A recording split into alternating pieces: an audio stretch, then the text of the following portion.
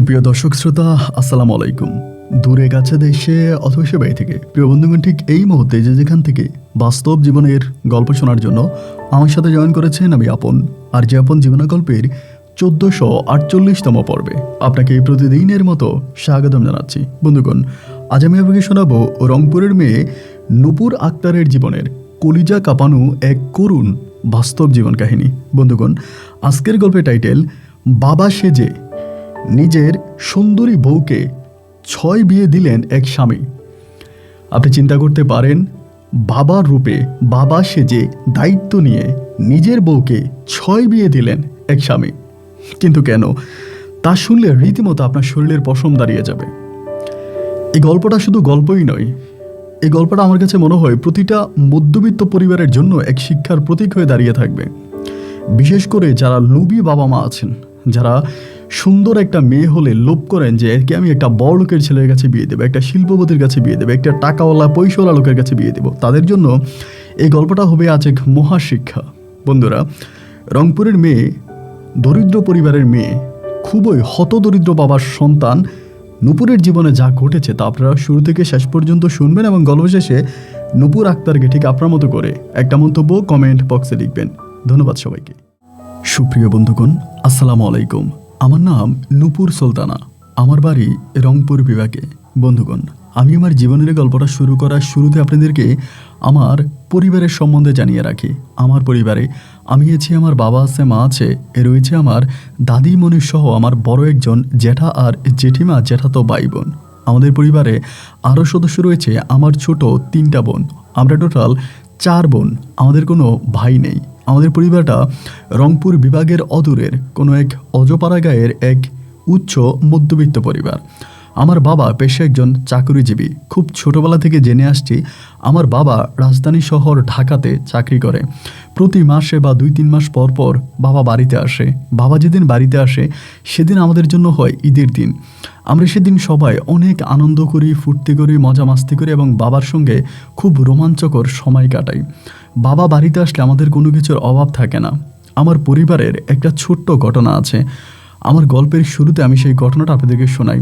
আসলে মূলত আমার যে বাবা আছে তিনি সত্যিকার অর্থেই আমার জন্মদাতা পিতা, কিন্তু আমাদের ঘরে আমার যে মা আছে তিনি আমার আপন মা নয়, তিনি হচ্ছে আমার সৎ মা।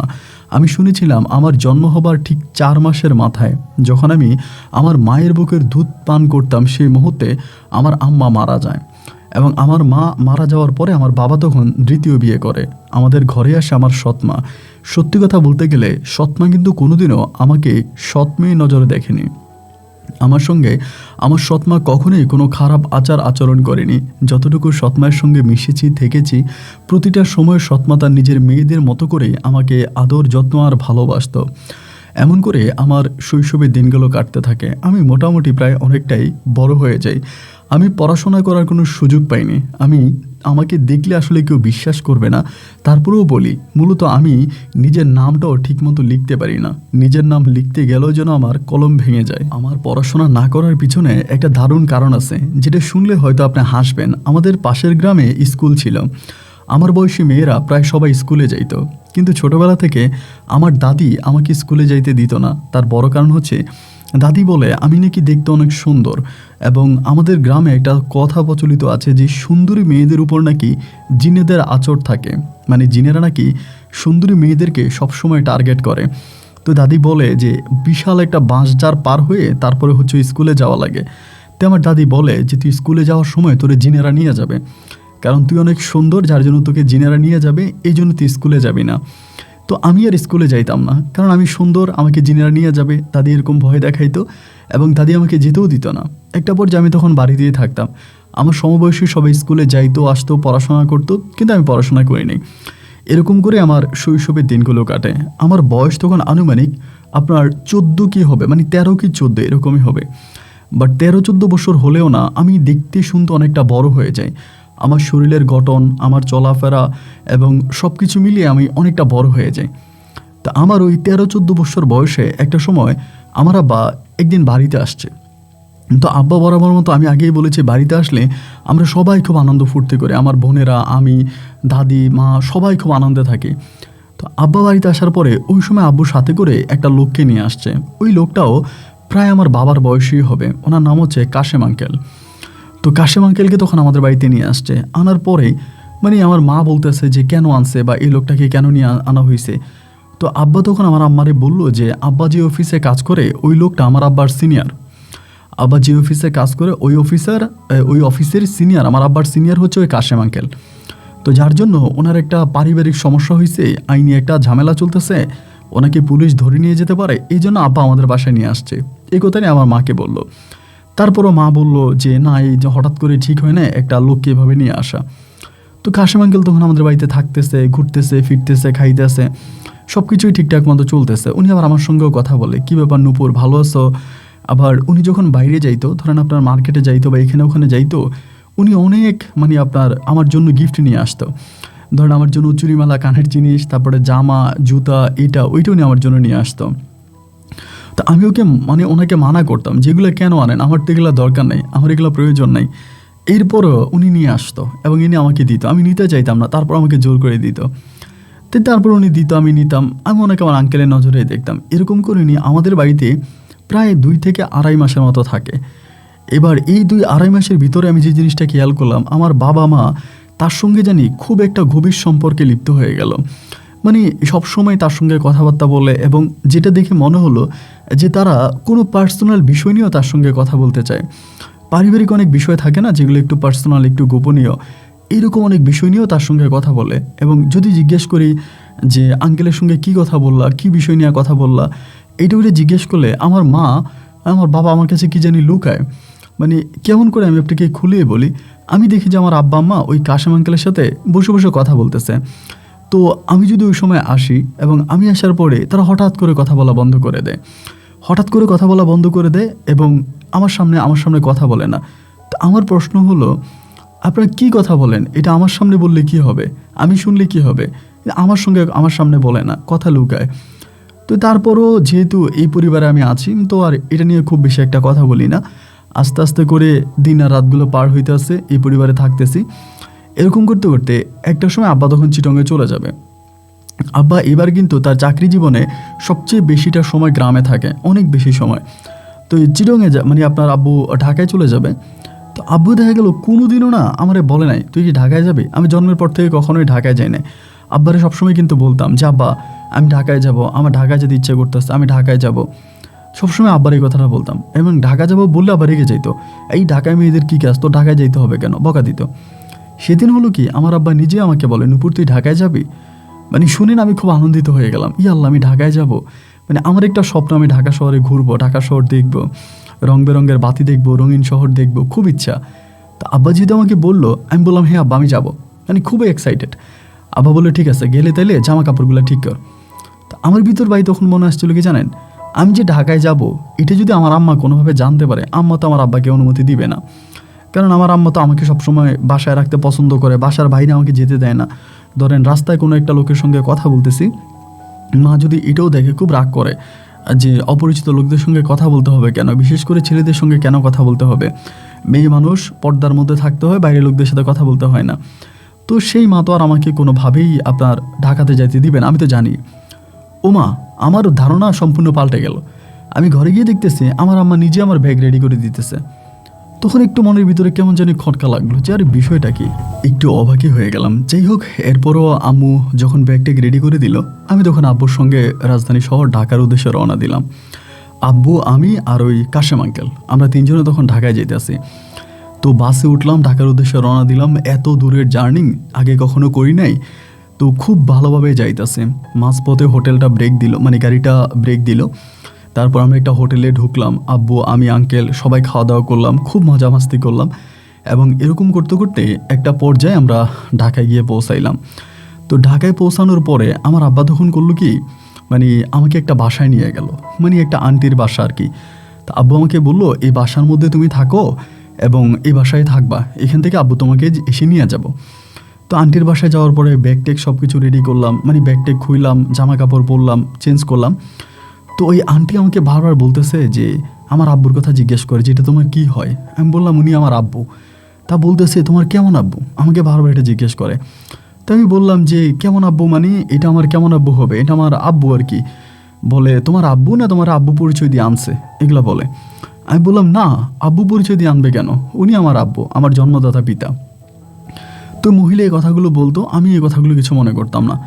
রাত্রেবেলা আব্বু তখন আসছে এই ঘরে, আসার পরে আব্বুর আমি বললাম, আব্বু জানো এই মহিলাটা না আমার সঙ্গে এমনি এমনি কথা বলতেছে, মানে আমার সঙ্গে এইভাবে কথা বলছে। আমার আব্বা তখন বলে কি বলো, সত্যি নাকি? আমি বললাম হ্যাঁ। তা আব্বু কী করলো, রাতের বেলায় আমাদের ওই বাসার মধ্যেই থাকলো, আমি একটা রুমে থাকলাম, দুইটা পিচ্চি মেয়ে সহ। আব্বু কই জানি ছিল, ওই বাসার মধ্যেই ছিল। সকালবেলা আব্বু আমারে বলে তুমি রেডি হও, আমরা বাসা থেকে বের হবো। তো আমি বললাম যে আব্বু কোথায় যাব? বলে যাবো তোমার এক জায়গায় নিয়ে যাবো, রেডি হও। তো আমি ভাবলাম হয়তো ঘুরতে নিয়ে যাবে, জামা কাপড় পরে তা সুন্দর করে আবার বাসা থেকে বেরোলাম। ওই বাসায় যে বাসায় ছিলাম ওই বাসা আন্টিকে বলে তারপর বের হয়েছি। বেরোয়ার পরে আব্বু আমারে ঘুরে এলো, এদিকে সেদিকে একটু একটু ঘুরে এরপর আমারে বলতেছে যে একলা একটা বাসা এনে দিছে, মানে বাসাটা পুরো খালি, এমনি ফার্নিচার আছে, মানে কাপড় চোপড় আছে কিছু, মানে দেখে মনে হলো বাসাটা যেন খুব নতুন, দুপুরে আনছে হোটেলে খাওয়া দাওয়া করে তারপরে। তো আমি আব্বারে বললাম যে আব্বা এটা কার বাসা? আর মানে বাসাটা দেখে মনে হচ্ছে পুরো নতুন একটা বাসা, মানে এই বাসার মধ্যে তুমি আমাকে নিয়ে আসছো, বাসাটা কার? আমার আব্বা বলে এটা তোমার কাশেম আঙ্কেলের বাসা। তা আমি বললাম কাশেম আঙ্কেলের বাসা এটা? বলে হ্যাঁ কাশেম আঙ্কেলের বাসা। তো এরপর আব্বু মানে আমার সঙ্গে কথাবার্তা বললো, তো আমি বললাম ঠিক আছে কাশেম আঙ্কেলের বাসায় যদি কেউ নেই আমি বাসায় থাকি। তো রাতের বেলায় আমার আব্বু আর কাশেম আঙ্কেল তখন আমার রুমে, মানে আমাদের ওই ফ্ল্যাটে আসছে।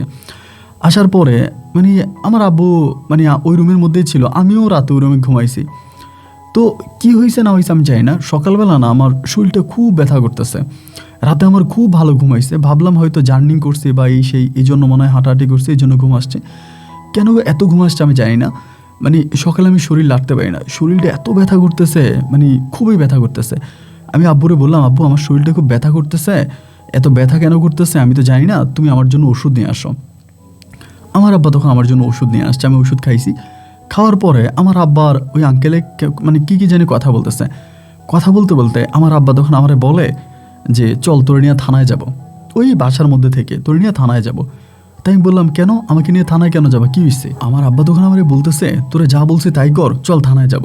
তা আব্বু যখন থানায় যাওয়ার জন্য আমাকে নিয়ে টানাটানি করতেছে, ওই আঙ্কেল তখন এসে করলো কি আমার আব্বারে জড়ায় ধরতেছে, আব্বুকে বারবার জড়ায় ধরতেছে যে ভাই আপনি এরকমটা করবেন না, বা প্লিজ আপনি একটু শান্ত হন, ঠান্ডা হন, মানে আমার আব্বার এগুলো বলতেছে। আব্বু বলতেছে যে আপনার সঙ্গে আমার কোনো কথা নাই, আপনার সঙ্গে আমার কোনো কথা নাই, আমি যা বলার মানে যেটা বলার আমি থানাতেই বলবো। তো আমার আব্বু মানে এরকম করি না, আমার কী হইতেছে আমি কিন্তু বুঝি না, মানে এখানে হচ্ছেটা কি দুজনের মাঝে, এইটা কিন্তু ভাই আমি বুঝতে পারি না। তা আমার আব্বা তখন বারবার বলে আমি যেটা বলছি সেটা তো, আমি যেটা বলছি সেটা তো। তো ওই লোকটা তখন বলতেছে যে না আপনি একটু ইয়ে করেন এই সে, মানে মানে মনে হলো যেন তারা কোনো একটা বিষয় নিয়ে দামাদামি করতেছে, কী একটা বিষয় নিয়ে মানে দামাদামি করতেছে। তো একটা পর্যায়ে হলো কি, এবার ওই কাশেম আঙ্কেল বলে আচ্ছা ঠিক আছে যান, আপনি যা বলছেন তাই। এবার আমার আব্বা দাঁড়াইছে, দাঁড়ানোর পর আমার বললো যে তুই রুমে যা, আব্বু আসতেছে তোর সঙ্গে কথা বলবো। মানে আমি তখনও বুঝতেছি না যে কী হইতেছে এগুলো আমার সঙ্গে। রুমে গেলাম, রুমে গিয়ে চুপচাপ বসে আছি। কিছুক্ষণ পর আব্বু তখন আসছে, আইসা আব্বু আমারে বলতেছে যে আমি তোরে কিছু গুরুত্বপূর্ণ কথা বলবো, এই কথাগুলো মনোযোগ দিয়ে শুনবি, তোর কথাগুলো শোনা দরকার। আমি বললাম যে ঠিক আছে তাইলে বলো কি বলবা, কি? আমার আব্বু বলে তোর যে কাশেম আঙ্কেলকে দেখছিস না? আমি বললাম হ্যাঁ। আমার আব্বা বলে ওই তোর কাশেম আঙ্কেলের কাছে আমি তোর বিয়ে দিব। এইটা শুনেই মনে হলো কি যেন আমার মাথায় আসমানটা ভেঙে পড়লো। আরে আল্লাহ, বলে কি আমার বাবার বয়সে একটা লোক, যারা আমি সম্পূর্ণ আমার বাবার মতো দেখি, মানে পুরোপুরি আমি বাবার মতো দেখি, এইরকম একটা লোককে আমি বিয়ে করব, এটা কেমন কথা? আমার আব্বার আমি বললাম আব্বা তুমি কি আমার সাথে দুষ্টুমি করতেছ, মানে ফাইজলামি করতেছ? আমার আব্বা বলে কেন ফাইজলামি করবো কেন? আমি বললাম তাইলে তুমি কাশেম আঙ্কেলের মতো একটা লোককে আমাকে বিয়ে করা, বা এটা কী ধরনের কথা? আমি তো কোনোদিন ওনাকে ওই নজরে দেখেই না, তিনি আমার বাবার বয়সে একটা লোক, তোমার বয়সে একটা লোক, আমি তারা কেন বিয়ে করব? আমার আব্বা তখন বলে তারা তোর বিয়ে করাই লাগবে, নাহলে আমি তোর আর অন্য কোথাও বিয়ে দিতে পারবো না। পরে আমি বললাম যে কেন বিয়ে দিতে পারবা না? বলে কালকে রাতে একটা ঘটনা ঘটছে, এটা তোরা বলা যাবে না, এটা তোরা বলা যাবে না, এই জন্য আমি চাচ্ছি যে তোর সঙ্গে ওনার বিয়ে হয়ে যাক। আমি বললাম আব্বা কী হয়েছে কালকে রাতে, তুমি আমার কাছে বলো, আমার কাছে বললে কী হবে একটু বলো। আমার আব্বা বলে যে না তোরা বলা যাবে না, আমি যা বলছি তাই, আমি তোর কাশেম আঙ্কেলের কাছে বিয়ে দিব। এই নিয়ে আমি আর কোনো দ্বিতীয় কথা শুনতে চাই না, তুই এটা নিয়ে কোনো মানে মতমালিন্যতা করবি না, তুই কোনো কথা বলবি না, আমি যা বলছি তাই, আমি তোর ওই কাশেম আঙ্কেলের কাছে বিয়ে দিব। তা আমার আব্বা মানে আমার ওই লোকের কাছে বিয়ে দেওয়ার জন্য পাগল হয়ে গেল। আমি তখন কান্না করতেছি যে না, আমি বাড়ি যাব। ছোটো মানুষ তো বুঝেন না, 13-14 বছরের একটা মেয়ে আর কতটুকুই বা বুঝি, গ্রামে বড় হয়েছি। আমি বাড়িতে যাব, আমি আম্মুর কাছে যাব, আমি এখানে থাকবো না, মানে কান্নাকাটি করতেছি, প্রচুর কান্না করতেছি। আমার আব্বা তখন করলো কি যে কান্নাকাটি করে লাভ নাই, তোর এখানে বিয়ে দেওয়াই লাগবে, তোর এখানে বিয়ে করাই লাগবে। তো পরে আসলে চিন্তা করলাম যে আমাকে বিয়ে দিতেছে সে তো আমার বাবা, আমার জন্মদাতা পিতা, সে তো আমার সৎ বাবাও না, আমার বাইরের কোনো লোকও না, সে তো আমারই বাবা। তো উনি যদি আমাকে এভাবে বিয়ে দেয় তাহলে আমার তো সমস্যা নাই, মানে আমি একটা সময় মেনে নিচ্ছি, বিকালবেলা কান্নাকাটি করে বা কী করবো, গ্রামে গেলেও তো আমার বিয়েই হবে। কিন্তু আব্বা যেখানে বিয়ে দেওয়া ভালো মনে করে আবার সেখানেই বিয়ে দেখ। পরে আমি চুপ হয়ে গেলাম। দেন ওই কাশাম আঙ্কেলের সঙ্গে আমার রাত্রেবেলায় কাজই আসছে, এসে আমাদের বিয়ে হলো। রাতের মধ্যে এখানে বাসর ঘরটা সব রেডি হলো, ওরা 5-6টা মেয়ে আসছে, আইসা বিয়ের অনুষ্ঠানটা হলো ছোটোখাটো করে, এবং সেরাতে ওনার সঙ্গে আমার বাসর হলো। তো যাই হোক, বুঝতেই পারছেন আমি ছোট মানুষ, আমি 3 দিন পর্যন্ত হসপিটালে ছিলাম। 3 দিন হসপিটালে ছিলাম এবং আমার অবস্থা খুব খারাপ ছিল। তো সেখানেও পুলিশ আসছিল, মানে ওই ডাক্তাররাই সম্ভবত পুলিশকে ইনফর্ম করছে। তো পুলিশ যখন আমাকে জিজ্ঞেস করতো আমি অন্য কিছু বলতাম, মানে যেটা আমার আব্বা শিখিয়ে দিত আমি সেটাই বলতাম। যাই হোক, ওইটা অনেক কথাবার্তা আছে, ওইদিকে না যাই। তো বিয়ে শাদী শেষ হলো এবং এরপরে আমি আবারও পুনরায় বাসায় থাকতে শুরু করি। এমন করে 1 দিন 2 দিন 3 দিনগুলো কাটতেছে, মাঝে মাঝে কান্নাকাটি করি, আম্মার জন্য কান্নাকাটি করি, খুব খারাপ লাগে। তা আব্বারে সবসময় বলে, আব্বা আমার না মার জন্য খারাপ লাগতেছে, মার জন্য কষ্ট হইতেছে, তুমি একটা কাজ করো না, একটু মারে নিয়ে আসো। এরপর আমার আব্বা করলো কি, আমার মাকে আর আমার ছোটো বোনটাকে আমার আব্বা নিয়ে আসছে ঢাকাতে। বিশ্বাস করেন ভাই, ওদেরকে পাওয়ার পরে আমি এত খুশি হয়েছি, আল্লাহর দরবারে আমার মনে হয় আর কোনো কিছু চাওয়ার নাই। আমি মহা খুশি যে আমার বোন আসছে, আমার মা আসছে, আমার আর কি লাগে। তাই মারে বললাম, মা এমনি এমনি আব্বা আমাকে বিয়ে দিয়ে দিয়েছে। আমার মা বলে, ভালোই হয়েছে, আমি তো জানি তোর বিয়ে দিবে, তোর গ্রাম থেকে আনার সময় তোর আব্বাই প্ল্যানিং করে আনছে ওই কাশেমের সঙ্গে তোর বিয়ে দিবে। আমি বললাম, মা তাইলে আমার এরকম একটা লোকের কাছে কেন বিয়ে দিল? আর আমার বিয়ে হয়েছে আমার দাদি কি জানে? বলে, হ্যাঁ তোর দাদিও জানে। তো যাই হোক, বিয়ে শাদী শেষ হলো, আম্মা এখানে অনেক দিন ধরে ছিল, থাকার পর আম্মু তখন চলে গেছে। তা আমি না ওই কাশেমের সঙ্গে বাইরে যাই না, মানে উনি এরকম একটা লোক যে ওনার সঙ্গে আমি বাইরে যাব আমার বিবেকে দেয় না, যে বয়স্ক একটা লোক, উনি আমার হাজব্যান্ড, আমি ওকে নিয়ে বাইরে যাব, আমি যাচ্ছি না। তো উনি আমার বাইরে নেয় যে চলো মার্কেটে যাব, চলো ঘুরতে যাব, চলো সিনেমা দেখবো, চলো এটা করবো ওইটা করবো, মানে এগুলোর জন্যই না আমাকে বারবার প্রপোজ করে বা যেতে বলে। আমি যাবই না, আমার কথা হচ্ছে আমি যাবই না, আমার ভালো লাগে না, আমার এইসব সমস্ত কিছু ভালো লাগে না। পরে উনি আমার বলতেছে যে আচ্ছা ঠিক আছে, তুমি আমার সঙ্গে চলো, প্রয়োজনে বাইরে গেলে তুমি আমার আঙ্কেল বলে ডাইকো, আমাকে মানে হাজব্যান্ড ডাকতে হবে না, তুমি আমাকে আঙ্কেল বলে ডাইকো। আমি বললাম, সত্যি তো আমি আপনার আঙ্কেল বলে ডাকলে আপনার কোনো আপত্তি নেই তো? বলে, না আমাকে আঙ্কেল করে ডাকলে আমার কোনো আপত্তি নেই, তো তুমি তারপর আমার সঙ্গে বাইরে চলো, তুমি সারাদিন বাসার মধ্যে পড়ে থাকো, চলো আমার সঙ্গে চলো। তো এরপর হলো কি, আমি ওনার সঙ্গে তখন বাইরে গেছি। তো বাইরে যাওয়ার পরে উনি যে জায়গায় যাইতো, মানে যেখানেই যাইতো পরিচয় দিত, মানে এটা আমার বাইশতি, মানে বাতিজি আর কি, এটা পরিচয় দিত। তো এরকম পরিচয় দিত এবং আমি ওনাকে আঙ্কেল করে ডাকতাম। আমার কাছে ভালোই লাগতো যে উনি আমাকে ভাতিজি পরিচয় দেয়, আমি ওনাকে আঙ্কেল বলে ডাকি, এরকমটাই তখন মানে আমার কাছে ভালো লাগতো। এই করে এখানে কয়েকদিন ধরে থাকি, আপনার অনেকগুলো দিন ধরে থাকি, এবং থাকার পরে একদিন হলো কি, উনি আমাকে একটা অনুষ্ঠানে নিয়ে যায়। ওনাদের পারিবারিক অনুষ্ঠান না, মানে অফিসিয়ালি একটা অনুষ্ঠান। আমার আব্বা কিন্তু তখন অসুস্থ, আব্বা তখন আপনার রংপুরে, আব্বা শারীরিক অবস্থা তখন খুব খারাপ, আব্বা তখন রংপুরে আছে। তো এখানে আমাকে তখন একটা অনুষ্ঠানের মধ্যে নিয়ে যাওয়া হয়, আমি একটা অনুষ্ঠানের মধ্যে যাই। তো অনুষ্ঠানে নেওয়ার আগে তিনি আমাকে খুব সুন্দর করে সাজায়, মানে আমার হাজব্যান্ড আর কি, কাশেম সাহেব খুব সুন্দর করে জামা কাপড় পরায়, এবং আমি কখনোই পার্লারে যাইনি আমার জীবনে, সেদিন উনি আমাকে পার্লারেও নিয়ে যায়। পার্লারের শ্বাস তখন আমার শরীরে লাগায়, এবং লাগানোর পরেই দেন উনি আমাকে তখন ওই অনুষ্ঠানটাতে নিয়ে যায়। তো অনুষ্ঠানে নিয়ে যাওয়ার পরে সেই অনুষ্ঠানে আপনার আহাদ হাসান বলে একটা লোকের সঙ্গে উনি আমাকে পরিচয় করায় দেয়। তো আহাদের সঙ্গে যখন পরিচয় করাই দেয়, তো উনি বলে যে এটা কে, মানে ওই ছেলেটা বলতেছে এটা কে, বলে ধরে নিতে পারেন আমার মেয়ে। উনি এরকম করে বলে যে ধরে নিতে পারেন আমার মেয়ে, এমনিই বলে। তো আমি কিছু বলি না, মানে আমি মুসকে মুসকে হাসতেছি যে উনি যে বলে ধরে নিতে পারেন আমার মেয়ে। তো এরকম করে কথাবার্তা বলার পরে লোকটা আমার সঙ্গে অনেকক্ষণ ধরে কথাবার্তা বলে, এবং বলার পরে আমি ওনার সঙ্গে তখন চলে আসি আবার বাসায়। তো বাসায় এসে বলি যে আপনি কেমন মানুষ, আপনি বললেন যে ধরে নিতে পারো আমার মেয়ে। তো উনি আমারে বলে, তুমি তো বলেছ বাইরে গেলে আমি তোমার বউ পরিচয় না দেওয়ার জন্য, এখন আমি কি বলবো? আমি বললাম আমার ভাতিজি তো বিশ্বাস করে না, এই জন্য বললাম যে ধরে নিতে পারো আমার মেয়ে। তো দুজনে তখন হাসাহাসি করলাম, এরকম করে তখন দিনের রাতগুলো কাটতেছে। এই দিনের রাতগুলো কাটতে কাটতে এই না আবার অনেকগুলো মাস পেরিয়ে গেছে। আমি কিন্তু আবার বাচ্চা টাচ্চা নিচ্ছি না, কারণ আমি তো ছোটো মানুষ, বেবি টেবি নিলে হয়তো আমি আরও বেশি অসুস্থ হয়ে যাবো, আমি মারাও যেতে পারি, এই জন্য আর বেবি নেই না। পরে আমার মানে অনেকগুলো দিন এখানে পার হয়ে যাওয়ার পর আমার আব্বা তখন আসছে আপনার রংপুর থেকে। আসার পরে আব্বু তখন আমাদের বাসায় থাকতেছে, আমাদের বাসায় থাকে। আব্বু যখন আমাদের বাসায় থাকে তখন আমার খুব ভালো লাগে, মানে আমার খুবই ভালো লাগে। এরকম করতে করতে আমার আব্বা তখন করলো কি, মানে আমারে বলতেছে যে আমাকে এই কাশেম সাহেবের সংসার করাবে না, আমারে বলতেছে। আমি বললাম যে কেন করাবেন না, কেন, কী হয়েছে, আপনি নিজেই তো বিয়ে দিলেন, এখন আপনি আমারে বলতেছেন যে এই লোকের সংসার করাবেন না, তার কারণ কি? আমার আব্বা বললে যে এই লোকটা একটা খারাপ, আমি তোরে ভালো মনে করছিলাম, ও আসলে ভালো নয়, খুব খারাপ, আমি ওর কাছে তোরে বিয়ে দেবো না, মানে ওর সংসার তোরে করাবো না। আমি বললাম আব্বা খারাপ হোক ভালো হোক যাই হোক আমি তো ওনাকে বিয়ে করছি এবং তিনি তো আমার স্বামী, তো সে তো খারাপ হইলে আমি তারা ছাড়িয়ে দিতে পারবো না, মানে খারাপ হলে তো তাকে ছাড়া যাবে না, সে তো আমার স্বামী। তা তুমি কেমন কথা বলতেছো যে ওনার সঙ্গে আমাকে রাখবা না, এটা কোনো কথা? আমার আব্বা বলে হ্যাঁ, আমি তোর জন্য আরেকটা ভালো প্রস্তাব পাইছি, সেখানে আমি তোকে বিয়ে দিব। আমি আমার আব্বাকে ডাইরেক্ট বলে দিলাম যে না, আমি ওনাকে বিয়ে করছি, আমি ওনার সঙ্গে থাকবো, তুমি আমার অন্যত্রে বিয়ে দিলে আমি যাবো না। মানে আমার কথা হচ্ছে লোকটাকে বিয়ে করছে, লোকটা বয়স যদিও বেশি হয়ে থাকে তো মানুষ হিসেবে তো ভালোই, আমার সঙ্গে উঠা বসা থেকে শুরু করে আমাকে খুব রেসপেক্ট করে, আমাকে মানে, আমার কথা শোনে, তাহলে দরকার কি, আমি ওনার সঙ্গেই থাকবো। মানে আমার আব্বার কথা হচ্ছে যে না, আব্বা আমাকে এই সংসার করাবে না, এই সেই এরকম করে আব্বু তখন রাগারাগি করে আমাদের বাসা থেকে বেরিয়ে গেছে। আব্বু বেরিয়ে আমাদের বাসা থেকে চলে গেছে। তো বাসা থেকে চলে যাওয়ার পরে তখন এই কাশেম আমার সঙ্গে থাকতেছে। তো ইদানিং আমি খেয়াল করে দেখতাম যে উনি মাঝে মাঝে আসে, মাঝে মাঝে আসে না, মাঝে মাঝে রাতের বেলা আসে, মাঝে মাঝে আসে না, এবং আমার সঙ্গে কেমন যেন একটু দুর্ব্যবহার করে, মানে আগের মতো করে মিষ্টি করে কথা বলে না, ভালো করে কথা বলে না। ওনার কথার মধ্যে কেমন জানি একটা রাগান্বিত একটা ভাব, একটা ঝাঁঝালো ভাষায় উনি আমার সঙ্গে কথা বলে। তো আমি জিজ্ঞেস করি যে আপনি আমার সঙ্গে এরকম করে কথা বলেন কেন, এরকম ঝাঁঝালো ভাব নিয়ে আমার সঙ্গে কথা বলেন, তার কারণটা কি, এমন করে কেন কথা বলেন? পরে আমারে বলে যে বলি তো, আমার বলতে ভাল লাগে এই জন্য বলি। তো এর কিছুদিন পর উনি আমার একদিন বলতেছে রাতের বেলায় যে নূপুর, তোমার আমি যে বিয়েটা করছি এই বিয়েটা বৈধ না, এমনি বলে।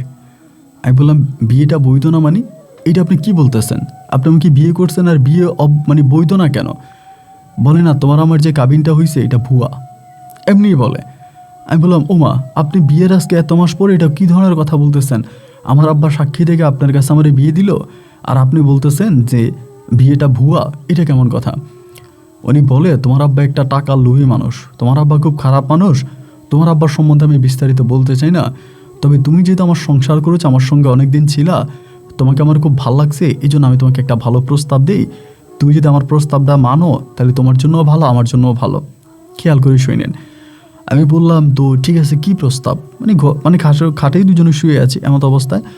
পরে বলে আমাদের যে সিনিয়র অফিসার আছে ওই যে আহাদ হাসান না তোমার খুব পছন্দ করছে। আহাদ হাসান তিনি বিয়ে করে নাই, তিনি অবিবাহিত একটা লোক, তিনি বলতেছে তিনি তোমাকে বিয়ে করবে। এখন আমি চাচ্ছিলাম যে আমি আহাদ হাসানের কাছে তোমাকে বিয়ে দিয়ে দিব। আমি বললাম আপনি আমার হাজব্যান্ড, আপনি আমাকে বিয়ে করছেন, এখন আপনি আমারে বলতেছেন যে আপনি আমাকে আরেক জায়গায় বিয়ে দিবেন, এটা কোনো কথা হইল?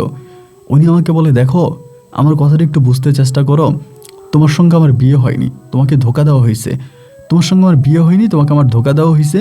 আর বড় কথা হচ্ছে আমার ফ্যামিলি আছে, আমার বউ আছে, বাচ্চা আছে, তো আমি যেখানে এসে তোমার সঙ্গে থাকতেছি আমার সংসারটা ভেঙে যাবে, তো আমি আমার সংসারটাও ভাঙতে চাই না, আমি তোমার জীবনটাও নষ্ট করতে চাই না, যার কারণে আমি চাই তুমি আহাদ হাসানকে বিয়ে করো আর আমি আমার সংসারে ফিরে যাই। আমি তখন বললাম যে ঠিক আছে, আপনি আমার আব্বাকে ডাকেন, আমি আমার আব্বার সঙ্গে কথা বলবো। তো উনি বলে তোমার আব্বা এখান থেকে চাকরি ছেড়ে চলে গেছে, মানে কই জানি চলে গেছে, আমি জানি না। পরে আমি বললাম ঠিক আছে, আমার আব্বা যদি কোথাও চলে যায় তাহলে আপনি আমাকে গ্রামে নিয়ে যান, আমি রংপুরে যাব, রংপুরে গিয়ে আমার আম্মুর সঙ্গে বিষয়টা নিয়ে কথা বলবো। আমার আব্বু জেনে শুনে কেন এরকম একটা ভুয়া কাবিনে আপনার কাছে আমাকে বিয়ে দিল, তার আমার আব্বার স্বার্থটা কী ছিল, কী কারণে আব্বা আমাকে এরকম বিয়ে দিল, আমি গিয়ে গ্রামে আমার মাকে জানাবো। পরে বলতেছে যে তুমি যদি গ্রামে গেলে আর না আসো, উনি আমারে বলে। আমি বললাম ওমা, এটা আপনি কেমন কথা বলতেছেন, আমি গ্রামে গেলে আসবো না কেন, আমি অবশ্যই গ্রামে গেলে আসবো। পরে বলে যে না তুমি গ্রামে গেলে আসবো, আমি জানি। এই নিয়ে ধরুন ওনার সঙ্গে আমার কথা কাটাকাটি হয়েছে। এরপরে হয়তো কি উনি যেদিনে বাসা থেকে যাইতো উনি বাইরে থেকে তালা মারে যেত, মানে ফ্ল্যাটের বাইরে থেকে তালা মেরে এরপরে যাইতো, মানে আমার বেরোতে দিত না। উনি ধরেন আপনার একদিনে এক রাত আসলো না, ওই একদিনে এক রাত আমাকে বাসার মধ্যেই থাকা লাগবে, আমি বাসার বাইরে যেতে পারবো না, উনি তালা মেরে যাইতো। খুব খারাপ একটা অবস্থার মধ্যে চলে যায়। এমন একবার হয়েছে কি জানেন, উনি টানা 2 দিন আসে নাই, 2 দিন 2 রাত আসে নাই, তা আমি এই 2 দিন 2 রাতে ঘরের ভিতরে বন্দি, মানে খাবারও ছিল না। আমার যে কি কষ্ট হয়েছে আমি আপনাকে বলে বোঝাতে পারবো না, খুবই কষ্ট হয়েছে, ঘরে খাবারও নাই, উনি আসেও না। তো একটা পর্যায়ে বলতেছে কি যে আমারে বলে নূপুর, 2 দিন পরে আসছে, এসে আমরা বলে, নূপুর আমি সত্যি বলতেছি যে তুমি আহাদকে বিয়ে করো, যদি আহাদকে বিয়ে করো তাহলে তোমার জীবনটা অনেক সুখের হবে, এবং উনি একটা মানে ভালো চাকরি করে ভালো টাকা স্যালারি পায়, তুমি তার সঙ্গে থাকবে, অনেক ভালো থাকবে, আমি নিজে তোমাকে তার সঙ্গে বিয়ে দিয়ে দিব। তো প্রথম কথা হলো আমার বাবার তো কোনো খবর পাইতেছে না, বাবা আসেও না, আর তিনি আমাকে গ্রামে যাইতেও দেয় না। আবার তিনি বলতেছে তিনি নাকি বিয়ে করছে, তার বউ আছে, বাচ্চা আছে, এখন আরেকটা লোকের কাছে আমাকে বিয়ে দিবে, তো সেই লোক কেমন আমি তো তা জানি না। পরে আমি বললাম যে আপনি আমাকে এখন যার কাছে বিয়ে দিচ্ছেন এই লোকটা কেমন সেটা তো আর আমি জানি না। সো আমি তো একবার ধরা খাইছি আমার জীবনে, আমি কি দ্বিতীয়বার আবারও ধরা খাবো? বলে না, ও আগে বিয়ে করে নেয় এবং ওর নিজের বাড়ি আছে, গাড়ি আছে, অনেক টাকা পয়সার মালিক, ওর কোনো কিছুর অভাব নাই, তো তুমি যদি চাও আমি তোমার ওইখানে বিয়ে দিব। পরে আমি মানে নিরুপায় হয়ে কি করব, ছোট মানুষ তো, মাথার মধ্যে এত বুদ্ধিশুদ্ধি নেই, যে যেমন করে বুঝাইতেছে আমি তেমন করেই বুঝতেছি, উনি যেভাবে বুঝাইতেছে ওভাবে আমি তখন আমার মাথার মধ্যে বুঝটা নিয়ে নিলাম যে আচ্ছা ঠিক আছে, আপনি যদি মনে করেন যে ওখানে আমাকে বিয়ে দিলে ভালো হবে তাহলে ঠিক আছে দেন। তাই এরকম করে উনি আমাকে শিখাই দিল, মানে আহাদ সাহেব আমাকে মানে সরি কাশেম সাহেব আমাকে শিখাই দিল যে আমি তোমাকে ওনার কাছে নিয়ে যাব, তুমি আমারে বলবা যে মানে আমার বলতে খারাপ লাগতেছে তারপরেও বলি যে উনি আমাকে বলে তুমি ওখানে গিয়ে বলবা যে আমি তোমার সৎ বাবা, আমাকে এটা বলবা যে আমি তোমার সৎ বাবা, এটা পরিচয় দিবা। আমি তখন খুব কষ্ট হয়েছিল ভাই, আসলে আপনাকে বলে বোঝাতে পারবো না। তো এরপরে আমাকে একটা রেস্টুরেন্টে নিয়ে যায় এবং নিয়ে যাওয়ার সময় খুব সুন্দর করে সাজায়া গোছায়া একেবারে সিনেমার নায়িকাদের মতো করে আমাকে নিয়ে গেছে। ওই রেস্টুরেন্টে গেলাম এবং রেস্টুরেন্টে যাওয়ার পরে ওই আহাদ সাহেব তখন আসছে, মানে উনি আসছে, গাড়ি নিয়ে আসছে এবং দেখতে অনেকটা হ্যান্ডসাম, অনেক ভালো। তো ওনারা কী কথা হইলো আমার কিছু জিজ্ঞেস করে নাই। তো রেস্টুরেন্টের একটা রুমের ভিতরে আপনার মিনি চাইনিজ যেটাকে বলে আর কি, চাইনিজের মতো একটা ছোটো হল, ওখানে একটা কাজী ডেকে নিয়ে আসছে, মানে আমার সঙ্গে কোনো কথা নেই, বার্তা নেই, কিছুই নেই। আমি কেন ঢাকায় আমাকে আনা হলো, আমি কেন গ্রাম থেকে আসলাম, গ্রামে আমার মা আছে, আমার বোনেরা আছে, আমার দাদি আছে, তো সেখানেই ভালো ছিলাম, বাবা কেন আনলো? এবং বাবা আমার উপর রাগ করে চলে গেছে। ওই যে বাবা বলছে আমি তোমাকে কাশেমের সংসার করাবো না, তুমি রাজি আছো কি না বলো। আমি যে বলছি আমি রাজি নেই, আমি কাশেমের সংসার করব, ওই তখন থেকে আব্বা রাগ করে বাসা থেকে বেরিয়ে গেছে, আব্বার আমার খবর নাই। এবার হলো কি ওই আহাদের সঙ্গে আমার তখন বিয়ে। তো আমি তখন ওনাকে বলতেছি যে আমি বিয়ে করবো না, মানে প্রথমে একটু না করতেছি যে না আমি করবো না, তাই মানে জোর জবস্তি করে একরকম ওখানে আবারও আমার আহাদ সাহেবের সঙ্গে তখন আমার বিয়ে হলো। বিয়ে হবার পরে একইভাবে উনিও আমাকে গাড়ি করে নিয়ে গেল, মানে কেমন বিয়ে আমি এগুলো বুঝি না। এর আগেও তো আমি বিয়ে করছিলাম, কিন্তু পরে জানতে পারলাম যে আমার কাবিনের কাগজ নাকি ভুয়া। তো এখনকার কাবিনের কাজ সঠিক কিনা আমি এটার জন্য উকিলের সাথে মানে যিনি বিয়ে পড়াবে আমি সেই কাজীর সঙ্গে কথা পর্যন্ত বললাম, কাজীর সঙ্গে কথা বলে আমি বুঝলাম যে হ্যাঁ এখনকার বিয়েটা বৈধ বা ঠিক আছে। তো সেখানে আমার বিয়ে হওয়ার পরে আমি তখন এখান থেকে আমাকে নিয়ে গেল সেম একটা ফ্ল্যাটে। কেউ আমাকে তার নিজের বাড়িতে নিয়ে যায় না, নিজের বাবা মায়ের কাছে নিয়ে যায় না, নিজের মানে জন্মস্থানে নিয়ে যায় না, আলাদা একটা বাসা ভাড়া করে ওই বাসায় আমাকে বউ বানায় উঠায়। তো ওই বাসায় তখন আমাকে যথারীতি বউ বানায়, তখন ওই বাসার মধ্যে আমাকে উঠাইলো, আমি ওই বাসার মধ্যে উঠলাম। এখন কি করব বলেন, ওইখানে থাকতেছি সারাটা ক্ষণই কান্না করি, মানে 24টা ঘন্টা শুধু কান্না করি। মার কথা মনে হয়, বোনদের কথা মনে হয়, দাদির কথা মনে হয়, কিন্তু বাবার কথা মনে হয় না। বাবার উপর আমার খুব রাগ যে বাবা কেন আমাকে ঢাকায় আনছে এবং আনার পর আমার সঙ্গে এগুলো করতেছে। তো এভাবে ওই আহাদের সঙ্গে আমি টানা প্রায় 5 মাস সংসার করি। 5 মাসের মধ্যে আমি তখন মানে বেবি কনসেপ্ট করি, আমার পেটে বাচ্চা আসে। তো বাচ্চা আসার পরে উনি আমাকে বলে তুমি বাচ্চাটা নষ্ট করে ফেলো। আরে 5 মাস কী হয়েছে জানেন, আমি সূর্যের আলো দেখি নাই, আমি সকালে সূর্যের আলো দেখি নাই, দিনের আলো আমি দেখি নাই। আমার ওই একইভাবে একটা রুমের মধ্যে বন্দি করে যাইতো, বিয়ের পরে আমি রুমের মধ্যে থাকতাম, উনি যাইতো, উনি আসতো, মানে উনি এগুলোর মধ্যে থাকতো, মানে আমার সঙ্গে ওই আসতো, রাতে থাকতো, সকালে চলে যেত, যাওয়ার সময় বাড়ি থেকে তালা মেরে যেত। ঠিক যেমনটি আমাকে কাশেম সাহেব রাখছিল, আহাদ সাহেবও ঠিক একইভাবে আমাকে রাখতেছে, কোনো পার্থক্য নাই, শুধু জায়গাটা পরিবর্তন হয়েছে, পরিস্থিতি আগের মতোই আছে। তো সে জায়গায় থাকতে থাকতে একটা সময় উনি আমার বলতেছে, মানে কাশেম সাহেব আহাদ সাহেব আমার বলতেছে যে প্রায় আমার বাচ্চাটা পেটে আসার পরে উনি বাচ্চাটা নষ্ট করে ফেলবে। আমি বললাম কেন আমি বেবি নষ্ট করবো, আমি আপনাকে আইনত বিয়ে করছি, আপনি আমার স্বামী, আমি বাচ্চা নষ্ট করবো না এখন। উনি বলে না বাচ্চা নষ্ট করতে হবে। এই বাচ্চাটা নিয়ে তখন দুজনের মাঝে একটা ঝগড়া হয়। ঝগড়া হওয়ার একটা পর্যায়ে উনি আমাকে খুবভাবে মারে, একজন বাসার মধ্যে খুব মারে। মায়েরা একরকম পুরো জোর জবস্তি করে, সম্পূর্ণ জোর করে উনি তখন আমার বেবিটা নষ্ট করে ফেলে। এবং বেবিটা নষ্ট করলে আমি তখন বাসার মধ্যে খুব কান্নাকাটি করি, প্রচুর কান্নাকাটি করি, এত কান্নাকাটি করি যা বলার মতো না। তো আহাদ একদিন আমাকে জিজ্ঞেস করে, আচ্ছা নূপুর তোমার একটা কথা জিজ্ঞেস করি, সত্যি সত্যি জবাব দিবা, যদি সত্যি জবাব দাও তাহলে সব কিছুই ভালো থাকবে। আর যদি সত্যি জবাব না দাও তাহলে তোমার জীবন অনেক অন্ধকার নেমে আসবে, এবং কেমন অন্ধকার নেমে আসবে তা তুমি স্বপ্নও চিন্তা করতে পারবা না। পরে আমি বললাম যে আমি তো বললাম যে ঠিক আছে, আমি ভয়ও পাই, আমি ওদেরকেও খুব ভয়ও পাই। আমি যে ঠিক আছে, আমি আপনার কাছে সত্য কথা বলবো, আপনি বলেন কি বলবেন। পরে আমারে বলে, কাশেম সাহেব তোমার কি হয়, এমনি জিজ্ঞেস করছে। তাই আমি বললাম যে উনি আমার আঙ্কেল হয়। তো বলে কেমন আঙ্কেল? আমি বললাম কেমন আঙ্কেল বলতে আঙ্কেল হয় আমি এটুকুই জানি, বাট কেমন আঙ্কেল আমি আর জানি না।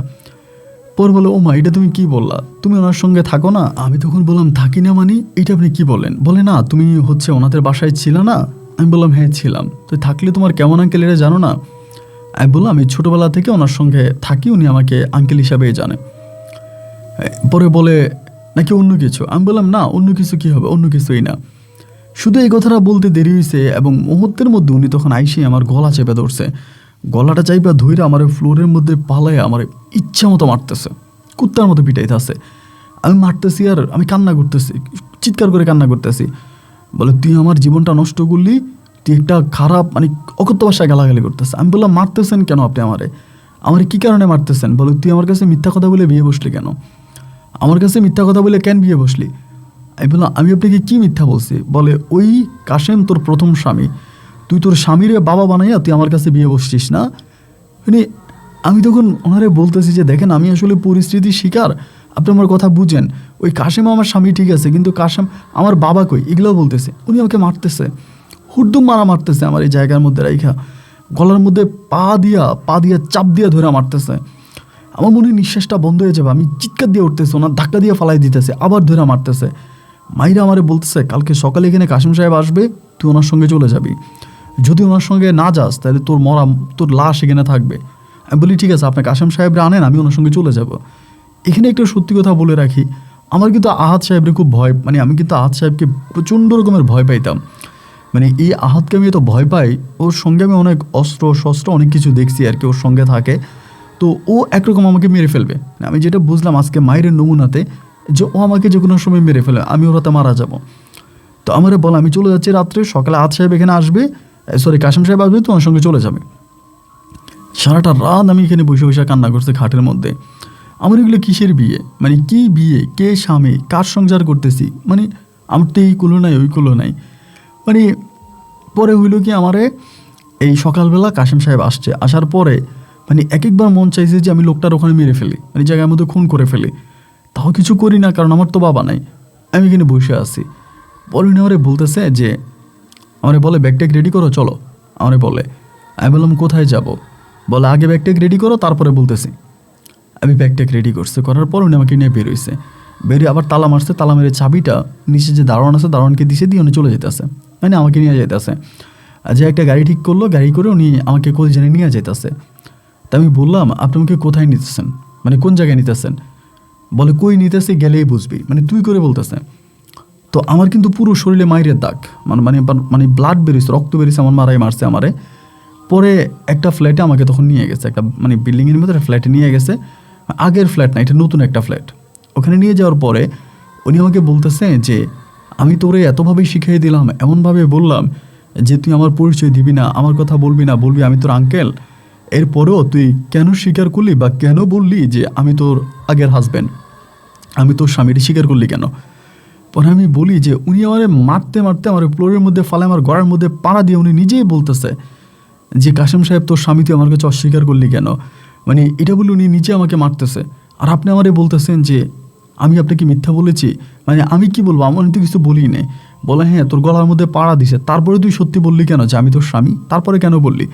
আমি বললাম উনি তো নিজেই বলে ও বলুক গা, ও তো মুখ বান দিয়ে তোরে ধরছে, ও তো ইচ্ছে করে তোর মুখ থেকে বের করার জন্য তোরা এগুলো জিজ্ঞেস করছে, তুই বললি কেন? আমি তোর কত বড় লোকের কাছে বিয়ে দিছি তুই জানিস? তোর কোনো কিছুর অভাব হতো না, তোর ধন সম্পদ অর্থ আভিজাত্য তোর সবই থাকতো, তুই একটা বিশাল বাড়ির মালিক হইতে, কিন্তু তুই নিজের পায়ে নিজে কুড়াল মারছিস।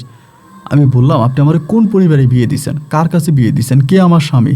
আমি যে লোকের সাথে থাকতেছি তিনি আমার স্বামী? আমি তার বাবাও দেখি নাই, মাও দেখি নাই, তার পরিবার দেখি নাই, পরিজন দেখি নাই, ঘর বাড়ি কিছুই দেখি নাই, তা এই লোক আমার স্বামী, আমি ওনার সংসার করতেছি, এটা কেমন বিয়ে? উনি আমারে বলে তোর কারণে আমার জীবনটা শেষ হয়ে গেল, এটা বলে উনি কান্না করতেছে। দেখেন, আমি বললাম আপনি কান্না করতেছেন কেন, আর আমার কারণে আপনার জীবন কিভাবে শেষ হলো, আমি আপনার জীবন কেমনি শেষ করলাম? বলে তোর শেষ করলি না, তুই তো আমার জীবনটা শেষ করলি। আমি কেমনে? পরে বলে কেমনি আবার কি, বুঝোস না? আমি বললাম তো ঠিক আছে আপনি বলেন, আমি কেমনি মানে আমি আপনার জীবনটা কেমনি শেষ করলাম এটা আপনি আমাকে বুঝিয়ে বলেন, আমি শুনি। পরে বলে তোর কারণে আমার বউ চলে গেছে, তোর কারণে আমার আগের বউ চলে গেছে, আমার বাচ্চা নিয়ে আমার বউ চলে গেছে, এবং তোর কারণে আমি যে চাকরি করতাম আমার চাকরিটাও চলে গেছে। তাই আমি বললাম ঠিক আছে আপনার চাকরিও চলে গেছে, আপনার বউও চলে গেছে, তো আপনি আমার এখন কেন আনছেন? আপনি আমার একটা কাজ করুন, আপনি আমার গাড়ি উঠাই দেন, আমি আমার বাবার কাছে চলে যাই, আমি আমার পরিবারের কাছে চলে যাই, আপনি আমাকে গাড়িতে উঠাই দেন, আমি এখানে থাকবো না, আমার গাড়িতে উঠাই দেন। পরে বলে এখন আর গাড়িতে উঠে লাভ কি, এখন আর তুই গিয়ে আর কী করবি? আমার তো বউ চলেই গেছে, আমার তো জীবন নষ্টই হয়ে গেল, এখন আমি তোরে পাঠাবো কেন? আমি তোর এখন পাঠাবো না। আমি বললাম দেখেন যদি ভালো চান তো আমার বাড়িতে পাঠাই দেন, আমি বাড়িতে চলে যাই, আমি আমার ফ্যামিলির কাছে চলে যাই, আমি এখানে থাকতে পারবো না, আমাকে আমার মায়ের কাছে যেতে দেন। তো বলে তোর মায়ের কাছে যাবি মানে? তোর মায়ের কাছে যাবি কেন? তোর মায়ের কাছে কেন যাবে? আমি যে ঠিক আছে তাহলে আপনি একবার আমার আব্বাকে আমার কাছে এনে দেন, আমি একটু আব্বার সঙ্গে কথা বলি। তো এই কথা বলার পর না আমার আব্বাকে উনি আনবে না। পরে আমি খাওয়া দাওয়া করি না, ঘুমাই না, আমি খুব মানে মানে আমার কথা হচ্ছে আমি জীবন দিয়ে দেবো, আমি আত্মহত্যা করে ফেলবো, আমি সুইসাইড করবো, এরকম একটা প্ল্যানিংয়ের মধ্যে তখন চলে গেছি যে আমি সুইসাইড করে ফেলবো। যেহেতু আমার এইগুলোও কেউ নেই ওইগুলোই কেউ নেই, আমি কার জন্য বেঁচে থাকবো, আমি সুইসাইড করবো। যখন সুইসাইডের মতো মারাত্মক ডিসিশন নিয়ে নিছি, উনি আমাকে বলে আচ্ছা ঠিক আছে আমি তোর মাকে আনার ব্যবস্থা করবো, আর তোর বাবা তো আসবে না, তোর বাবা তোর মুখ দেখবে না, তোর বাবা বলতেছে সে তোর মুখ দেখবে না, সে এখানে আসবে না, আমি তোর মাকে নিয়ে আসতেছি, তুই তোর মার সঙ্গে কথা বললে হবে তো? আমি বললাম ঠিক আছে আপনি আমার মাকে নিয়ে আসেন। পরে হইল গিয়ে উনি তখন কিছুদিন পরে আমার আম্মাকে নিয়ে আসছে আমাদের বাসায়। আম্মাকে দেখার পরে মানে আমার সৎমাকে, আমার সৎমাকে দেখার পরে মানে আমি তখন আর ঠিক থাকতে পারি না, মারা জড়াই দূরা চিৎকার করে কান্না করতে শুরু করছি। মানে এত কান্না করতেছি যে আম্মারে দেখার পরে যে মা আমি মানে আমি যে কোন জায়গা থেকে ফিরে আসছি, যে কী হয়েছে আমি বলে বোঝাতে পারবো না। আমি মার দূরে কান্না করতেছি, আমি বলতেছিলাম তুমি আমার তাড়াতাড়ি গ্রামে নিয়ে যাও, আমি গ্রামে চলে যাবো, আমার এখানে ভাল লাগতেছে না মা, আমি এখানে থাকলে আমি মারা যাব, আমি মারা পড়বো, তুমি আমাকে গ্রামে নিয়ে যাও, আমি গ্রামে চলে যাও, আমাকে গ্রামে নিয়ে যাও। উনি আমাকে বলতেছে গ্রামে গিয়ে কি করবি, গ্রামে গিয়ে কার কাছে যাবি, তোর দাদি তো মরে গেছে। বলি কি দাদি মরে গেছে, কেমনি মরলো? বলে হ্যাঁ তোর দাদি মরে গেছে আজকে অনেক মাস হয়ে গেছে। তাই আমি বললাম আমার দাদি মারা গেছে, এই খবরটা কি আমার কানে আসতে পারতো না? রংপুর কি বাংলাদেশের বাইরে? আমি তো আমার দাদির কবরে মাটিও দিতে পারতাম, আমার দাদির কবরটা আমি জিয়ারতও করতে পারতাম, আমার দাদির মরা মুখটা তো আমি দেখতে পারতাম, তোমরা কি একটাবার আমার এই খবরটা দিতে পারতা না? আমার মা বলে তোর বাবা বলতেছে তুই নাকি তোর বাবার কথার অবাধ্য হয়ে গেছিস, তোর বাবার কথার অবাধ্য হয়ে গেছিস, তোর বাবা এই জন্য তোর মরা মুখও দেখবে না, যার জন্য সে চায় নাই যে তুই তার মায়ের মুখ দেখ। আমি বলি মা বাবা এটা কি আমার সত্যি আপন বাবা, তুমি কি আমার সত্যি সৎ মা? আমার কাছে কি মনে হয় যে তুমি আমার আপন মা আর ওইটা আমার সৎ বাবা। উনি বলে তো কী হয়েছে তোর এখন? আমার কী হয়েছে? আমি বলি মা আমার সঙ্গে আবার এখানে একটা কথা আছে, এখানে আবার কাশেম সাহেব আমাকে বলে দিচ্ছে আমি যাতে আমার মাকে আহাদ সাহেবের কথা কিছু না বলি, মানে যদি বলি তাইলে আমার সমস্যা হবে, এটা আমাকে বলতেছে। তাই আমি আমার মারে কিছু বলি নাই।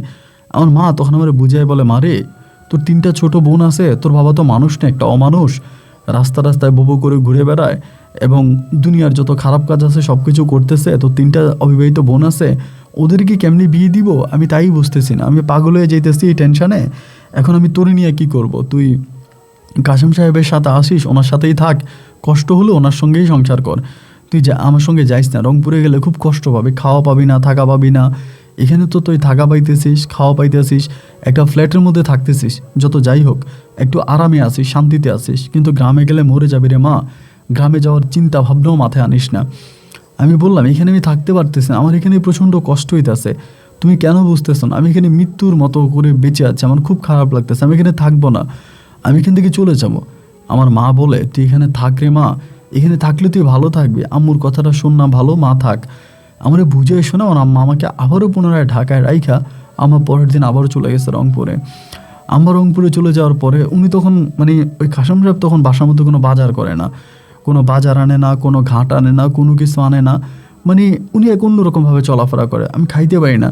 ধরেন সকালবেলা উনি সাদা মানে কী কয় ওই যে সাদা রুটি কয়টা আইনা দেয়, দুপুরবেলা বলে মুড়ি খাও, এটা ওইটা দেয়, মানে বাজার করে না। মানে আমি বললাম আপনি বাজারও করেন না, তার একটা মানে আমি খাবো কি, আমার তো কিছু খাওয়া লাগবে, তো এইভাবে কি না খেয়ে মরে যাবো? পরে বলতে আসে যে আমি কোত্থেকে টাকা পাবো, আমার কাছে টাকা নেই, আমার চাকরি চলে গেছে, আমি এখন টাকা কোথায় পাবো? তাই বললাম আপনার চাকরি চলে গেছে তাই বলি কি আমরা না খেয়ে থাকবো? তখন উনি আমাকে বলে যে টাকার একটা ব্যবস্থা করবো, তুই কি আমাকে সাহায্য করবি, এমনি বলে। তখন উনি আমার তুই করে বলতো। আমি বললাম যে ঠিক আছে, সাহায্য করব কি আমাকে বলে, আমি তোর একটা নাম্বার দিব, ওই নাম্বারটার সাথে কথা বলবি, ওই নাম্বারটার সঙ্গে কথা বলবি, যদি ওই ছেলেটার সঙ্গে কথা বলতে পারিস তাহলে তুই অনেক টাকা পাবি আমারে বলে। আমি বললাম যে এটা আপনি কি বলেন, আপনি আমাকে আবার অন্য কোনো লোকের সঙ্গে কথা বলাইতে চাইছেন? বলে তাহলে খাবি কি, খাইতে পারবি না, তাহলে না খেয়ে মরবি। তাই আমি বললাম ওই লোক কে? বলে আমার পরিচিত, নাম হচ্ছে রনি, থাকে সৌদি আরবে। তাই আমি বললাম উনির সঙ্গে কথা বললে কি হবে? বল ওনার সঙ্গে কথা বললেই তুই বলবি তুই পড়াশোনা করিস, এটা বলবি যে আমি পড়াশোনা করি, এটা বলবি তো ও তোকে টাকা দিবে, ওই টাকা দিয়ে আমরা চলবো। আমি বললাম না, আমি এসব করতে পারবো না, আমি আর কোনো ছেলের সঙ্গে কথা বলতে পারবো না। এই শুরু হলো আমার উপরে নির্যাতন, যে না কেন কথা বলতে পারবি না, কথা বলা লাগবে। এই ধমকায়া টমকায়া ওই রনি ছেলেটার সঙ্গে আমাকে আবার কথা বলাই দিল। ছেলেটার বাড়ি ছিল আপনার ইয়ের দিকে, মাদারীপুরের ওই দিকে বাড়ি ছিল, থাকতো সৌদি আরবে। পরে ওই লোকটার সঙ্গে আমাকে তখন কথা বলে দেয় মোবাইল ফোন, আমি তখন লোকটার সঙ্গে কথা বলি। তা আমাকে বলে যে তুমি অনেক সুন্দর, এটা সেটা, তুমি অনেক ভালো, ও অনেক সময় আমার সঙ্গে উনি কথা বলে, আমি ওনার সঙ্গে আসলে কথা বলতে অভিনয় করি। তো এবার আমাকে কাশেম সাহেব বলে দিতেছে তুই বল যে সামনে তোর পরীক্ষা, টাকা লাগবে, বল পরীক্ষার ফর্ম ফিল আপ করতে 6,000 টাকা লাগবে, টাকা দিতে বল। তো আমার যেমনি শিখিয়ে দেয় আমি তেমনি তখন এই রনির সাথে কথা বলি, রনি তখন আমার টাকা দেয়। এরকম করে রনি টাকা দেয় এবং আমার বলে যে বল তুই একটা মোবাইল ফোন কিনবি টাকা দেওয়ার জন্য। মানে এগুলো তো অনেক লম্বা ঘটনা, আমি আপনাকে সংক্ষেপ করে বলি আর কি। তো তখন আমি বললাম যে হ্যাঁ ঠিক আছে, আমি মোবাইল ফোন কিনবো, আমার টাকা দাও।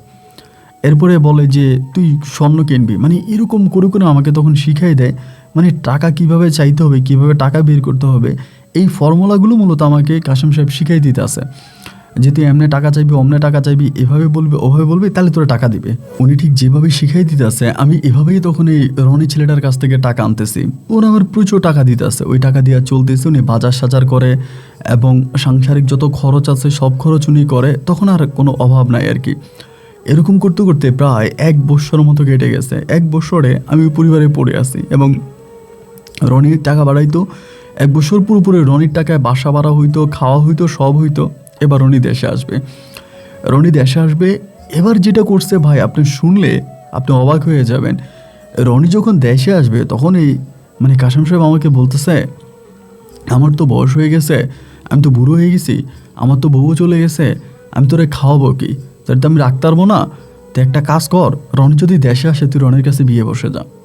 আবারও আমি বলি আপনি এটা কী বলেন, আমি কি একটা মানুষ না পুতুল, আপনি আমাকে এখান থেকে ওইখানে পাঠান, ওইখান থেকে ওইখানে পাঠান, এগুলোর মানে কি? উনি আমার বলে তাই তুই কী চাস, মানে তুই চাইতাছোসটা কি? আমি বললাম যে আমি কিছু চাই না, আমি শুধু 2 মুঠো ভাত খেয়ে বাঁচতে চাই, আমি আপনার সঙ্গে থাকতে চাই, আমি আপনার সঙ্গে আছি, আমি আপনার সঙ্গে থাকতে চাই। আমি চাই না আমার জীবনে নতুন করে আরও কোনো মানুষ আসুক, আমি জীবনে কোনো ঝামেলা চাই না। উনি আমারে বলে গালে মানে একটা খারাপ ভাষায় গালি দেওয়া বলে 1 বছর যে রনির কাছ থেকে টাকা নিলি, ঘর ভাড়া দিলেই খাইলি, তার রনি যদি দেশে আসে তাই তুই কী জবাব দিবি? তুই জবাব দিবি কি? আমি বললাম আপনিই তো শিখিয়ে দিয়েছেন, আপনি যেমনি শিখিয়ে দিয়েছেন আমি তো এমনিই বলছি। উনি বলে হ্যাঁ ঠিক আছে, আমি শিখিয়ে দিয়েছি, তুই করছিস, বা আমি বলছি ঠিক আছে তুই করছিস। তো এখন যদি তুই রনির সঙ্গে দেখা না করিস, কথা না বলিস, রনি খুব খারাপ ছেলে, বাংলাদেশেও আগে পলিটিক্স করতো, ও অনেক মানে অনেক খারাপ, এটা আমাকে বলে বলে আমার অনেক বুঝিয়ে বলে, দেখ ওই লোকটার সঙ্গে তোরে বিয়ে দিয়ে দিব, তুই অনেক ভালো থাকবি, অনেক শান্তিতে থাকবি, তোর কোনো অভাব থাকবে না, কোনো অনটন থাকবে না, এবং তুই একটা স্বাধীন জীবনে যাবি, আমি চাই তুই ভালো থাক। আমার তো কিচ্ছু নাই, টাকা পয়সাও নাই, আমার তো ঘর বাড়িও নাই, আমার তো স্ত্রী সন্তান, আমার তো কিছুই নাই, তোর জীবনটা নষ্ট না করি, তোর ফুলের মতো একটা জীবন, রনিও বিয়ে করে নাই, আর তুই ওর সঙ্গে থেকে যা। আমি বললাম তাহলে আমি মিথ্যে কথা বলে ওর কাছে যেতে পারবো না, আমি যা বলবো সত্য বলবো, আপনার সঙ্গে আমার বিয়ে হয়েছে, আপনার আমার প্রথম স্বামী, এরপরে আমার দ্বিতীয় স্বামী আহাদ, এখন সে আমাকে বিয়ে করলে সে আমার তৃতীয় স্বামী হবে, আমি ওইগুলা বইলে আমি বিয়ে বসবো, এছাড়া আমি অন্য কোনোভাবে বসবো না। পরে আমারে বলতেছে আরে পাগলি, এতদিন তুই ওর সাথে কথা বলেছিস আমার ভাতিজি বইলা, এখন তুই যদি আমার বলস যে তুই আমার বউ, তাহলে কি এটা কি ও তোর বিয়ে করবো কখনো? ও তো উল্টা তোর নামে মামলা করবো, ওর কাছ থেকে টাকা পয়সা নিয়ে গেলি, এটা নিয়ে গেলি, ওইটা নিয়ে গেলে, ও তো তোর নামে উল্টা মামলা করবো।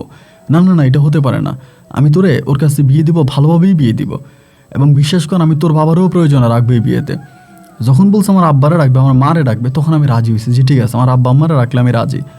তো এই কাশেম সাহেব কীভাবে আমার মাকে বুঝালো, আমার আব্বাকে বুঝালো আমি জানি না, আমার আব্বা আম্মাকে উনি ঢাকায় আনলো, এবং আনার পরে এরপরে এই রনি তখন মানে বাসায় রনিকে ইনভাইট করে দাওয়াত দেয়।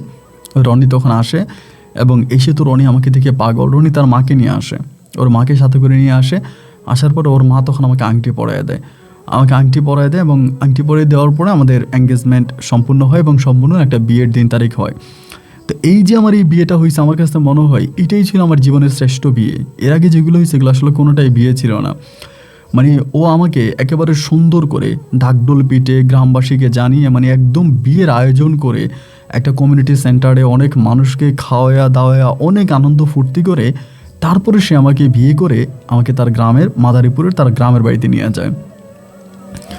তার গ্রামের বাড়িতে নিয়ে যায় এবং আমি তখন তার গ্রামের বাড়িতে থাকতেছি। আলহামদুলিল্লাহ আমি আল্লাহর কাছে শুকরিয়া আদায় করতেছি যে যাক, জীবনের শেষ পর্যায়ে এসে হলেও আমি এখন তো একটু ভালো আছি, একজনের সংসার করতেছি, দুমুঠো খাইতে পারতেছি, শান্তি মতো বেঁচে আছি, এবং এর থেকে বড় চাওয়া আর পাওয়া কী বা হতে পারে। আমার আল্লাহর কাছে শুকরিয়া যে আমার আর কিছু চাওয়ার নাই। আমি ওনার সংসার করতেছি এবং ওনার সঙ্গে ভালোভাবে আছি। যাই হোক, ওই সংসারে থাকতে থাকতে একটা সময় এই রনির সিদ্ধান্ত নয় সে আমাকে সৌদি আরবে নিয়ে যাবে। যখন বললো সৌদি আরবে নিয়ে যাবে তখন তো আমি আরও খুশি। আলহামদুলিল্লাহ আমি সৌদি আরবে যাব এবং আমার স্বামীর সঙ্গে থাকব। তো সে আমার পাসপোর্ট করলো, আমার ভিসা করলো এবং সব কিছু মিলিয়ে সে সব কিছু ঠিকঠাক করে তার ফ্যামিলির কাছ থেকে বিদায় নিয়ে সে তখন আমাকে আবারও সৌদি আরবে ওনার সাথে করে নিয়ে গেছে। তো সৌদি আরবে যাওয়ার পরে আমি সৌদি আরবে গিয়ে অনেক খুশি হয়েছে। আমি ওনার সঙ্গে একসঙ্গে হজ করেছি, আল্লাহর পবিত্র কাবাঘর দেখেছি। মানে আমার ভিতরটা তখন ভাই আনন্দে ভরে গেছে। এত সুখ আমার মতো একটা মেয়ের কপালে আছে, আমি জীবনে এতটা সুখী হতে পারবো এইটা কখনোই আমার চিন্তা ভাবনার মধ্যেও ছিল না। তারপরেও যে আল্লাহ আমার কপালে এতটা সুখ রেখেছে, আমি মহান রাব্বুল আলামিনের কাছে লাখো কোটি গুণ শুকরিয়া। কিন্তু ভাই একটা কথা আছে, সুখ সবার কপালে সয় না। আমার ভাগ্যটাও মনে হয় ঠিক এমনই ছিল। ওনার ওখানে কিছুদিন থাকার পরেই উনি তখন করলো কি, মানে হঠাৎ করে আমি খেয়াল করে দেখতাম যে উনি খুব কান্না করে। মানে বাসে আসলেই কান্না করে। ওনার নিজের বিজনেস ছিল, কয়েক মাস থাকার পরে বাসে আসলেই কান্না করে। এমন একে বলি যে কী ব্যাপার, আপনি কান্না করতেছেন কেন, কী হয়েছে আমারে বলেন। মানে কিছুই বলে না, খালি মানে গোপনে গোপনে কাঁদে। তার মনের ভিতর যে অনেকটা কষ্ট জমে আছে এটা আমি বুঝতে পারতাম, কিন্তু কী নিয়ে কষ্ট তা তো বুঝি না। আমি বলি যে আপনি কেন কান্না করতেছেন আমার কাছে বলেন, আমাকে খুলে বলেন, আমাকে বললে হয়তো আপনার কষ্টটা কিছুটা দূর হবে, আমার সঙ্গে শেয়ার করেন। কিছুই বলে না। এরকম করেই অনেকগুলো দিন কেটে যাওয়ার পরে একটা সময় হলো কি, একদিন সকালবেলা মানে আমি ভালো মানুষ, উনি ঘুম থেকে উঠছে, ফ্রেশ হয়েছে, হয়ে আমার বলে তোমার এক জায়গায় নিয়ে যাবো চলো। আমি বললাম কোথায় নিয়ে যাবেন? পরে বলে তোমার বাংলাদেশে পাঠাই দিব। এমনি আমি বললাম কেন বাংলাদেশে কেন পাঠাবেন, কী কার? বলে আমার আম্মা অনেক অসুস্থ, তুমি গ্রামে যাও, আমার আম্মার একটু দেখাশোনা করো, আমার আম্মা অনেক অসুস্থ। আমি বললাম আমি তো আপনার আম্মার সাথে ওই দিনও কথা বললাম, কই উনি তো অসুস্থ আমাকে বলে নাই। পরে বলে হ্যাঁ আমার আম্মা অনেক অসুস্থ, তুমি গ্রামে যাও, আমি তোমাকে গ্রামে পাঠাই দিব। এটা বলার পরে তো শেষ পর্যন্ত সে কী করলো, আমার গ্রামে পাঠাই দিবে। মানে গ্রামের মানে বলতেছে তুমি গ্রামে যাও। তো সে যদি আমাকে গ্রামে পাঠায়, আমার শাশুড়ি অসুস্থ, তাহলে তো আমার যাওয়াই লাগবে। তো ঠিক আছে, তার কথা মতো সে আমাকে আনলো, এনে বিমানবন্দরে না আমাকে নামাই দিয়ে সে চলে গেছে। তো সেখানে আমার তখন মানে বিমানবন্দরে আমার ফ্লাইট হলো, ফ্লাইট হওয়ার পরে বাংলাদেশ ঢাকাতে আসি। ঢাকাতে আসার পরে মানে আপনি বিশ্বাস করবেন কিনা জানি না, আমি এয়ারপোর্ট থেকে বের হয়ে আমি তো আমার শাশুড়িকে দেখবো, আমার শাশুড়ি আমাকে নিয়ে যাবে বা আমার শ্বশুরবাড়ির লোকেরা নিয়ে যাবে। ওইখানে আসার পর দেখি যে আমার আব্বা আর ওই কাশেম, ওই দুজন দাঁড়ায় আছে, কাশেম সাহেব। এদেরকে দেখে তো আমি মানে ভাবতেছিলাম যে আবার পিছনের দিকে দৌড় দিব, মানে আবার এয়ারপোর্টের দিকে ঢুকে যাব। আমার আব্বা আমাকে দেখেই ডাক দিছে।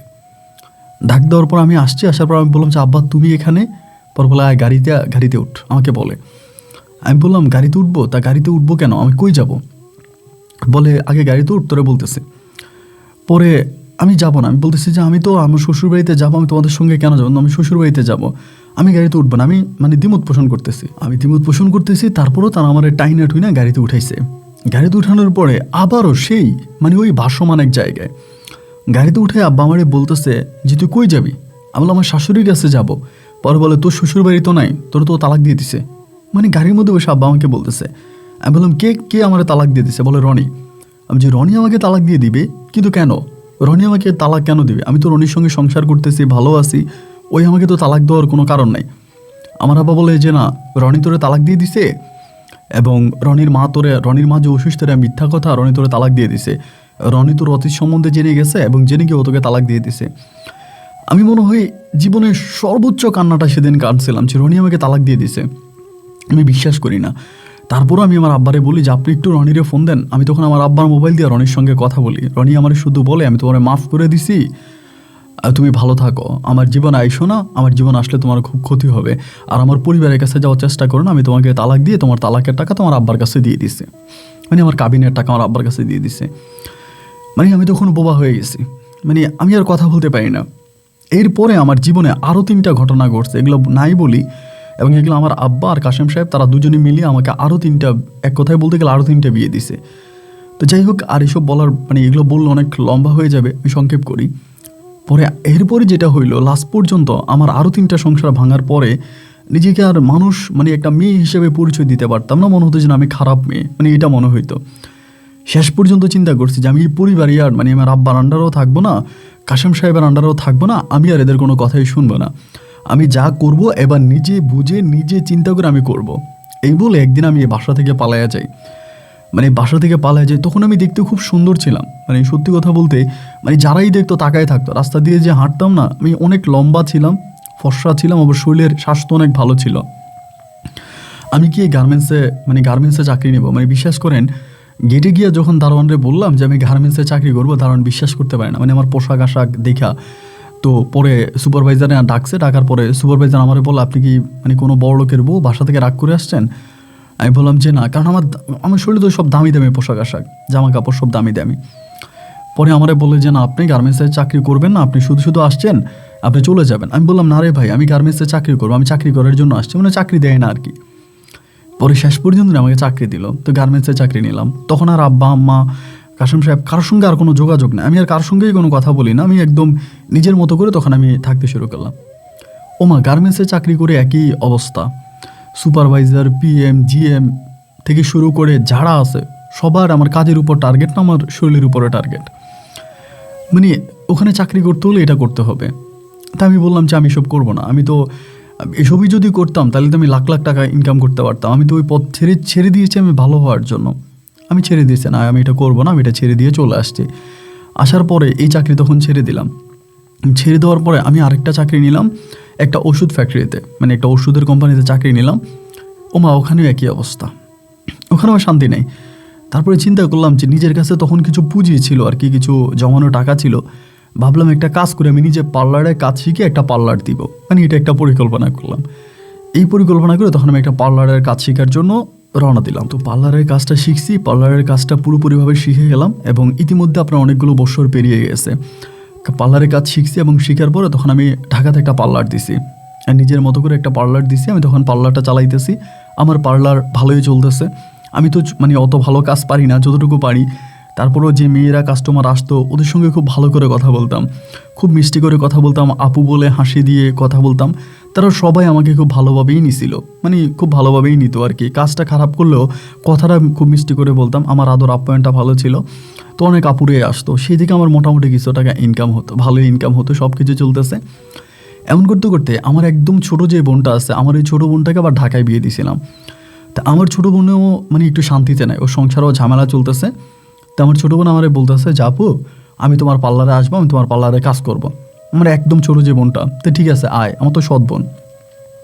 তা আমি ওরা আমার কাছে নিয়ে আসছি, আনার পরে তখন আমরা দুই বোনে মিলে পার্লার চালাইতেছি, দুই বোনে মিলে পার্লারে কাজ করি।